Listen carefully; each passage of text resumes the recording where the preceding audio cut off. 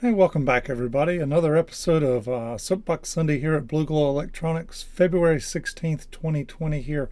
And I know it has been a while. And speaking of that, a couple things we got going on today. One, I want to give a little bit of a shop/life update.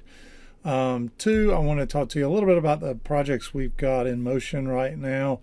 Three, I've been doing a lot of traveling, so I thought I might talk to you a little bit about the reading I've been doing as of late. And then the fourth thing for today is I've got some bench gear for sale, and thought I would tell you guys about it in case any of you are interested. So if any of that stuff interests you, stay tuned. All right, I know the last 4 or 5 months I have not been producing a lot of content, and you guys have probably noticed that.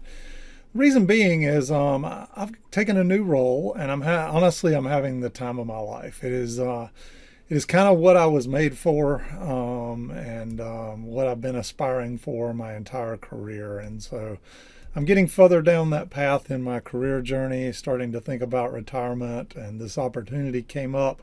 And I thought, you know what, I've got to seize this opportunity while I can. So what it is I'm working for a company based in Ohio now. And so I'm flying in and out every week. I usually catch a jet 5 something a.m. on Monday mornings, and I usually fly home either Wednesday night really late or Thursday night really late.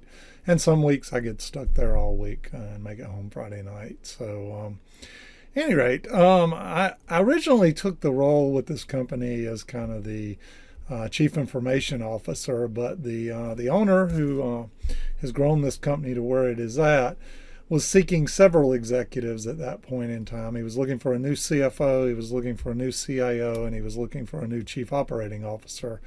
And so I kind of stepped into this CIO role because that's been my background for many years. And lo and behold, I've landed myself more over in the other side of the fence in this chief operating officer role. And to be determined, but that might be where I land long term here. So I've really been helping run this company. It's about 600 people, full-time people at this organization, and about 5,500 field techs that we have. We do a lot of different things, but one of the things we do is provide technology services to both retail industry, the hospitality industry, some of the medical industry, the theater industry. We do a lot of everything from WAN circuits to Wi-Fi to on-site tech support, break fix repairs. We do everything from printers, PCs, whatnot, you name it.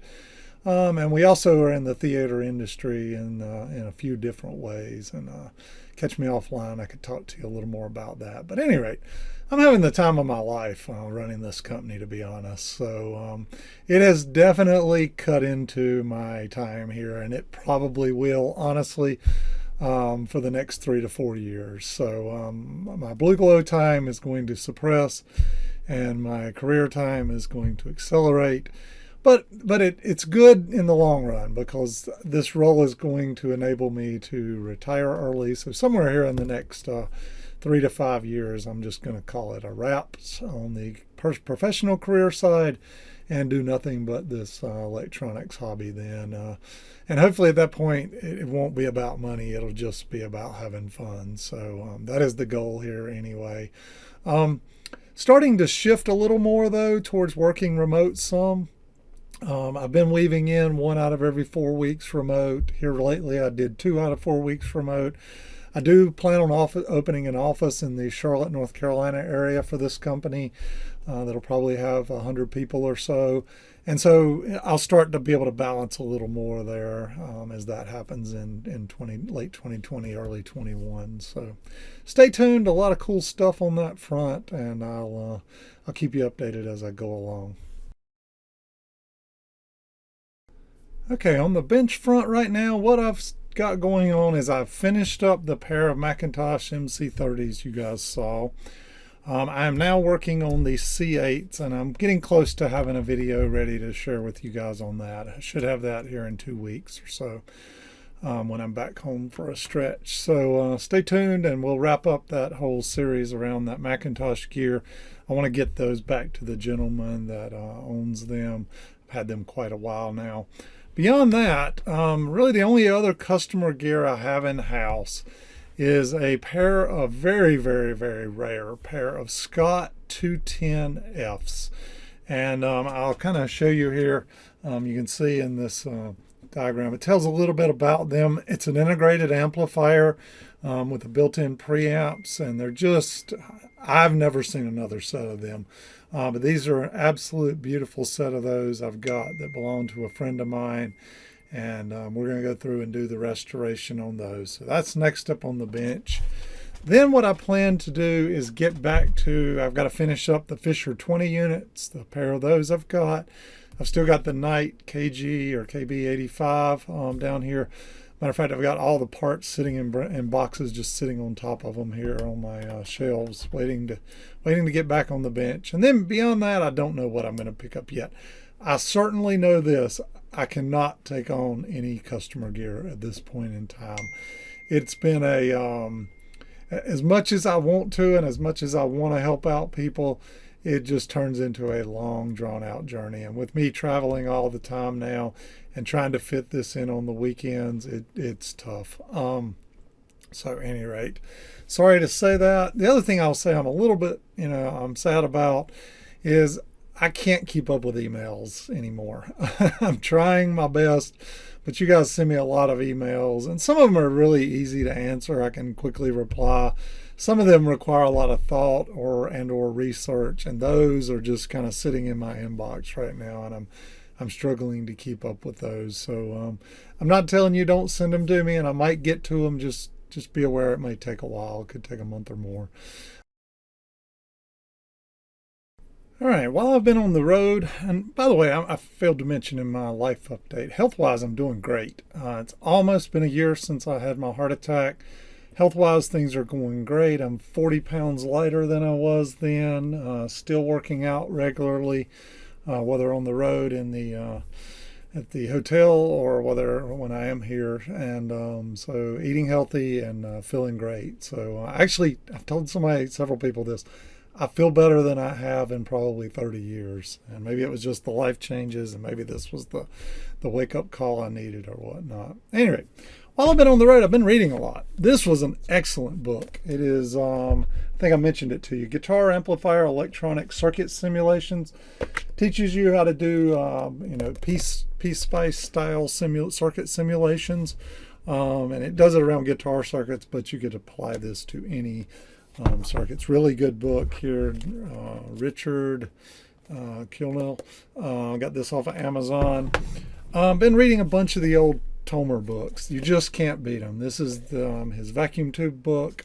It's a really solid book. I've been reading some Crowhurst books. This is a basic audio systems book by him. Also read this Audio Systems Handbook, which there again, same Crowhurst. And then I think I mentioned this one to you, Amplifying with Vacuum Tubes, Carl Goss book. This one was a really good one. I just thought it was full of really practical stuff. If you buy this book and can get through it, take your time, read it over and over. If you can get through this book, you can be successful at repairing and building audio amplifiers. It's a great primer, and it's a good test for can you grasp the concepts and whatnot to do that with. There again, found this one on Amazon. So I've been doing a lot of reading. I've also let me show you here.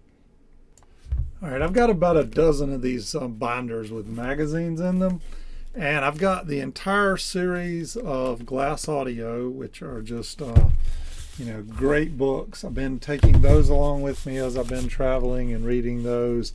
Just a lot of wealth of information in there. There's another one. Let me see if I can remember.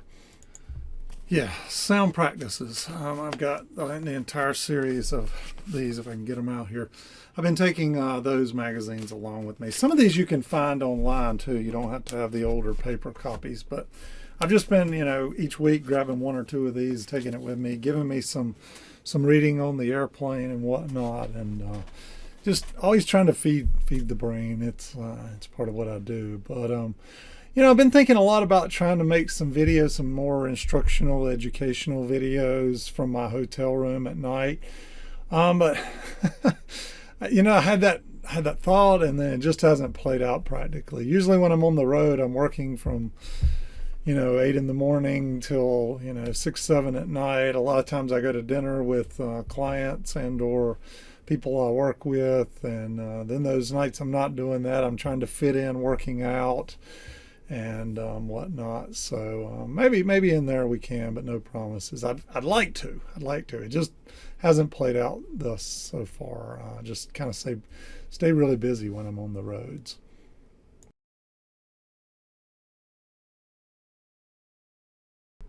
Okay, one of the things I haven't told you about that consumed a good bit of quite a few weekends over the last few months. I bought quite a bit of audio gear and a little bit of test gear off of a nice retired gentleman that I met locally here in North Carolina. The gentleman had 2 houses apparently, and as he retired, he downsized to one, and I went over to his house, and there was a lot of audio gear there. Needless to say, he was trying to part ways with just about everything except for a few pieces he wanted to keep. And so I bought a lot of gear to the point I had to go rent a storage locker to store this stuff in there. And so we'll be sorting through that slowly over time. I've been going through some of it already. But quite a few pieces. This gentleman, similarly to me, had gotten into doing some restoration work at one point in time. So he's got a lot of gear that needs restoration. There's a lot of gear that's already been restored and whatnot. It's just a good mix of quite a bit of newer McIntosh gear, a lot of speakers, as well as a lot of older, Marantz and Scott type gear and whatnot. A lot of reel-to-reel units, things of that nature. So I was pretty happy to pick up this lot of stuff off of him. But in there, he had built out a test bench, basically following my videos. And what he decided was, as he's retired now, I think he's going to spend more time traveling. And so he's kind of deconstructing his audio bench a little bit. And what he has, and I'll show you pictures here of them, he has a HP 8903 unit, the exact same unit that I have up here on the bench I use all the time. He has the HP 3582A Spectrum Analyzer, the same one I have back here on my bench. He also has a Tektronix 2246, and this thing is beautiful. And then he had a GW Instech SFG 10003 or 1003 function generator here that he was using. And so this is everything you would need pretty much for an audio bench other than building a dummy load setup at this point in time. So at any rate, the reason I bought this gear off of him, it wasn't because I needed it. It was more of he wanted to sell it and not have to ship it. And 2, he'd like for it all to go to one place. And I was kind of in the same mode of, if I picked all this up, in with everything else, I could bring it here, sit it down, and I put it all on the bench, and I've tested it all out, made sure it was all within calibration specs. So all this gear has been fully tested. But the thought was I could pass it along to one of my viewers here at, similar to what I have in it. So if anybody is interested in this gear and you're willing to make a drive to North Carolina, I will not ship this gear. It is too heavy, too much risk associated with it. I live about 2 miles off of I-40 in a little town called Mocksville, Mocksville. It's about 30 miles or 30 minutes outside of Winston-Salem. It's halfway between Winston-Salem and Statesville, North Carolina on I-40. I would be more than glad to meet you right off of I-40 at a local gas station. There's a Walmart there, whatever you want to meet at, and could pass this gear on to you. So if you're interested, my email's at the end of this, or you can find it on my website at blueglow.net. Just reach out to me. I'm I'm not really trying to lowball this stuff. I didn't lowball the individual I got it from on this stuff. So I know what I've got in it. I'm just looking to pass it along at what I would consider fair, very, very, very fair prices for some gear that is, you know, in really nice shape and that has been gone through and checked out and is within calibration. You would probably pay 2x what I'm asking for this on eBay. I'll just give you a point of reference for all of this, for all this gear. So reach out if you're very serious about it. I would have to meet you on a Saturday or Sunday, probably early in the morning, something like that, before 9 or 10 o'clock. If feasible. Any rate, let me know. Otherwise, we'll move on to the next topic. All right, everybody, we're going to call it a wraps for today. Hope you understand my new schedule. Right now, I'm just focused on day job and career. I know it's impacting my videos. I acknowledge it's impacting my email responses. And but it's just where I'm at in my life, you know, right now. Career is at the paramount of, this is the height of my entire career right now. And I'm having a blast doing it. So having to suppress my hobbies a little bit to support that. And hopefully in the long run it all plays out well for everybody. And we'll get back to this video stuff. In the meantime, I'll be back here as I can and try to keep you up as I can. I do know I will be at the Charlotte Ham Fest coming up next month. So if you're going to make that one, I will see you there. Otherwise, we'll see you back on here. Thanks for watching, everybody.